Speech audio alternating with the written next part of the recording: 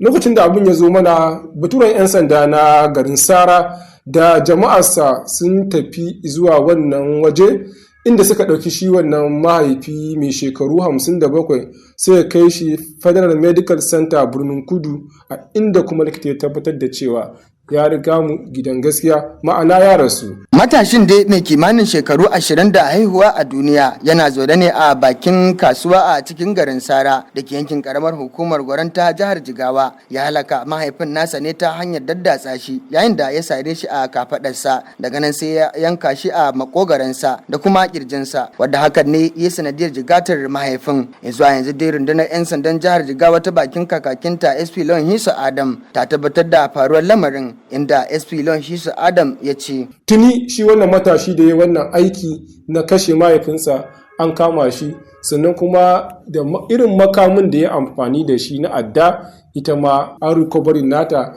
domin ya kasance mana hujja a lokacin da muka tashi gurfanar da shi a gaban alkali. SP Lawan Hisu Adam ya kuma kara da cewa kuma kwamishinan 'yan sandan jihar Jigawa CP Iti Abdullahi PSC ya ba da umarnin a ɗauko wannan bincike ga baki ɗaya a kawo shi sashin bincike na manyan laifuka da ke CID domin a faɗaɗa bincike. Wannan da ƙarshe idan an kammala bincike za a gurfanar da dukkanin wanda aka kama da aikata wannan mummunan aiki. SP Lawan Hisu Adam kenan a lokacin da yake zantawa da jaridar Gani ya Koriji kan matashin da ya halaka mahaifinsa. Ta Allah ya rufe asiri ya kuma kiyaye afkuwar hakan a nan gaba. Ƙarshen shi wannan rahoto kenan, Ibrahim Adamu Dutse, Gani ya Koriji Radio Online.